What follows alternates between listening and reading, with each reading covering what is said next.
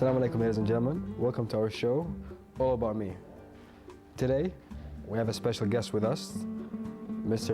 Baaghil. Mr. Saeed, it's a pleasure to have you. Welcome to our show. Mr. Saeed, first of all, how's it going? How are you? How's everything? Bismillahirrahmanirrahim. Alhamdulillah, everything is great with me, doing well. Glad you have me on this show. Excellent. Mr. Saeed, of course, you're a marketing strategy and consultant and author. You are known to be as a renowned brand marketing strategist. Tell us more about it. Well, basically, I've graduated from the University of Maine. My major was marketing, and since then I've been pursuing my career. Through thick and thin, to be transparent, I pursued it in terms of what was my objective in my career and my goal. And what basically really drove all this is my passion towards marketing. And what is marketing, and is it just an element of business models, or how far does it go more than that?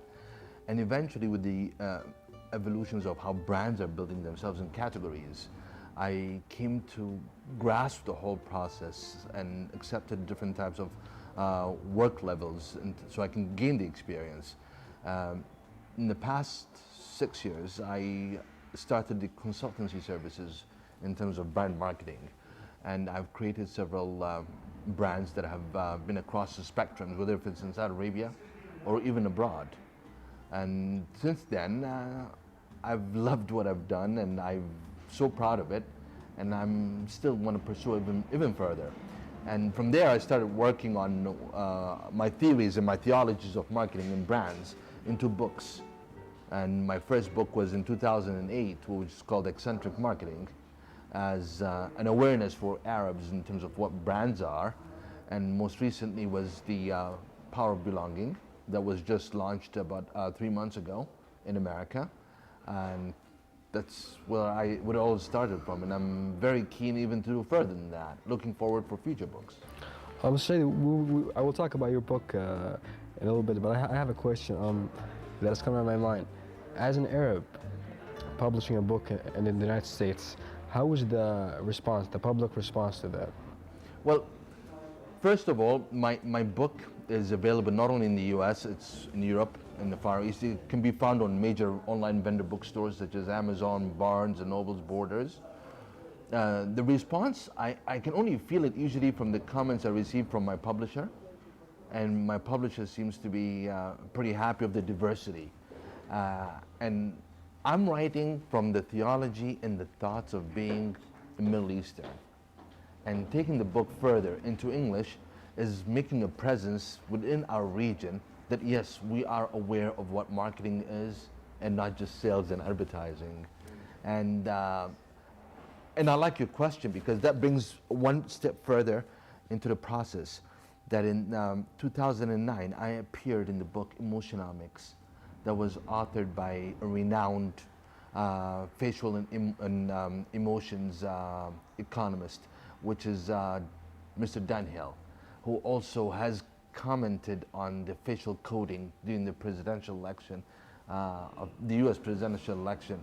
And I was part of the book along with Philip Kotler, Martin Lindstrom, and the book was out just last year, which is called Emotionomics. Being part of this renowned world-class marketeers, it was something that is extremely rewarding for me. Yet, being a Middle Eastern, being an Arab, what more can I ask? What more can I ask? Right. So you're saying the reaction and that you got was pretty much good. Extremely positive. Pretty positive. Mr. Saeed, as a successful man, who would you say was your model in life? See, there's a lot of role models in my life, but I have to go back to the basic fundamental, the seed, which brought my dad and myself to this world. I would go back and say to my grandpa. Your grandpa? A guy, why is that? Well, my grandfather doesn't hold a high school degree, not even a university degree, but yet he was an entrepreneur from heart. An entrepreneur from heart that wants to create diversity. My grandpa was a man of humanity. a man that served the poor at the same time that he served the rich, a man that saw the world from a harmonized union and not yet from a world that just only from the business aspect of it. And that's why he was always, has always been and always will be my first role model. Of course, this is a very special role model too, being a grandfather. You must have learned a lot from him. Mr. Saeed, what did you gain during your experience studying overboard, studying in the States, overseas? What is the most thing that you think that you gained from it? You know, my education abroad started from childhood. I would never say just from the university level. It's from high school and early years of high school. I come from a family, my nucleus family, as Saeed, Baaghil, or Baaghil family. We're a very diversified nucleus family. We grew up abroad in different spectrums. Myself, I did my early informative years in Egypt. Then I went to Malta, an island in the Mediterranean in the south of Sicily. And I studied there for 2 years in my high school levels up to my sophomore year. Then I moved to America and I did my high school there and finished and graduated from high school in America. Then I went to University of Maine. Diversity means culture. Culture means gaining a lot of knowledge of how all walks of life are living. And that empowers you because, see, if you look at the world from one perspective, you're only going to see it from the narrow point. And you'll be so judgmental to that level. Yet you reject the other parts of the world. But when you're in a sphere where you're diversified from all sort of things, you'll get to learn the acceptance of all walks of life, their culture, their habits, and so on. And that's the most that I gained away from my education. Very interesting. What was the main reason that you actually choose marketing? Why you study marketing itself to study it? You know, I could say it's my university advisor, Dr. Gordon Mosley. But I would first take it 2 steps further and say, when I went to University of Maine as a freshman, I actually didn't know what I want to major in. I took all the art classes because from childhood, since I was 11 years old, I was playing the guitar. My dad gave me a guitar as a gift. I took some art classes, and I'm not an artist by any means. I can't even draw my picture. But I took them because they're the easiest class to take. I just want to get by, I guess, you know. Marketing came when my advisor sat with me and said, and he's a professor of marketing. He said to me, aren't you planning to take some marketing classes? And I said, yeah, but in my second semester. And he goes, I'm going to sign you up for Marketing 101. He signed me up. 3 months into the course, he saw how creative I was in terms of things I want to do on campus, whether if it's with the international club that I founded or some of the social activities. So he saw me drawing logos and trying to put some things together. And that's where he sat with me and he said, how marketing is towards this as a union. I mean, at that age, we only know brands that we use, but we don't know how brands are created.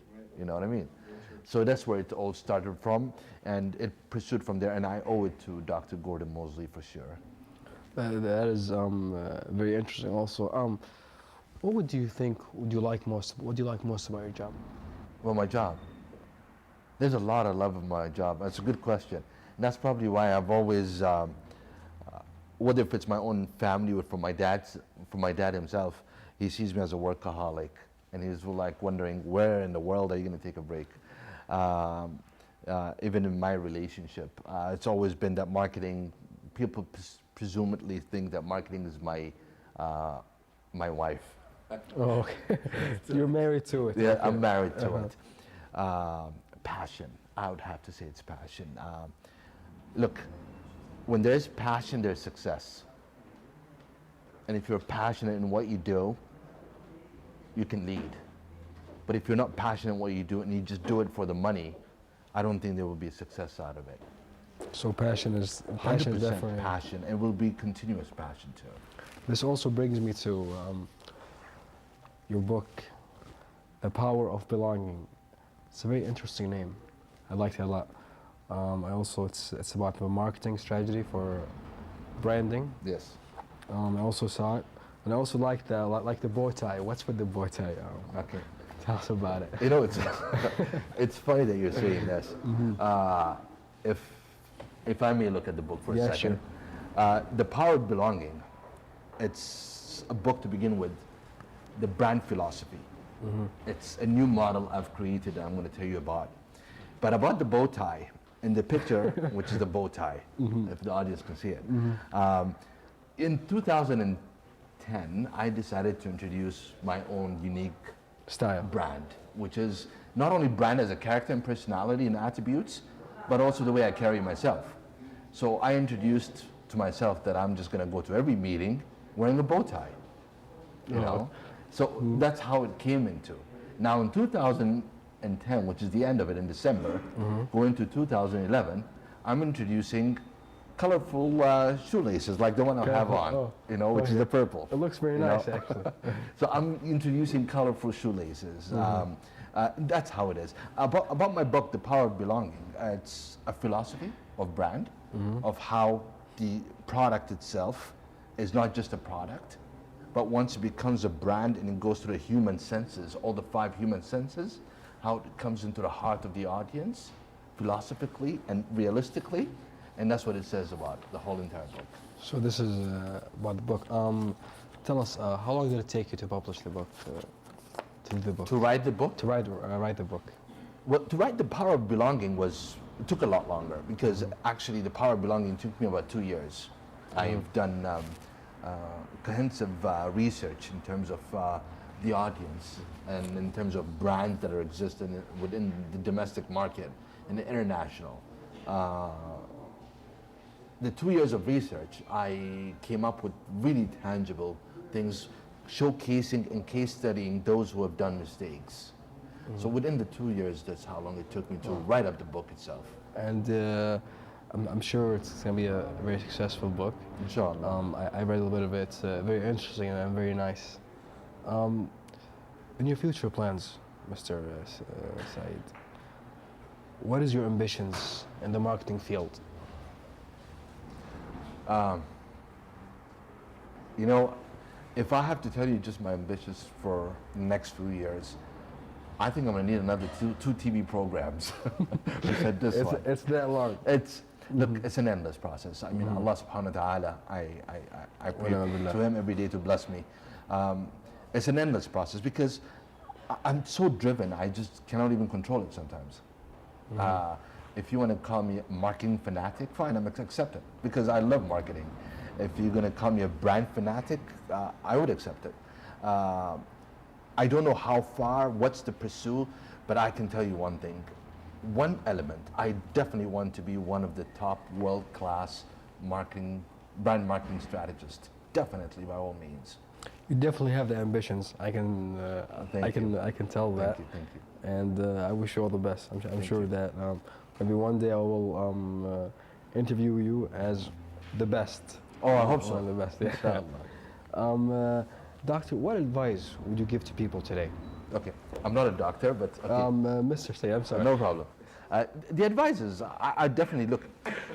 I like your question because there's a lot of youth also, a lot of youth that exist and are wondering where they're heading with their future, you know. And actually, this is a collective responsibility from our end. If we exhibited and we've exercised our career, then we should set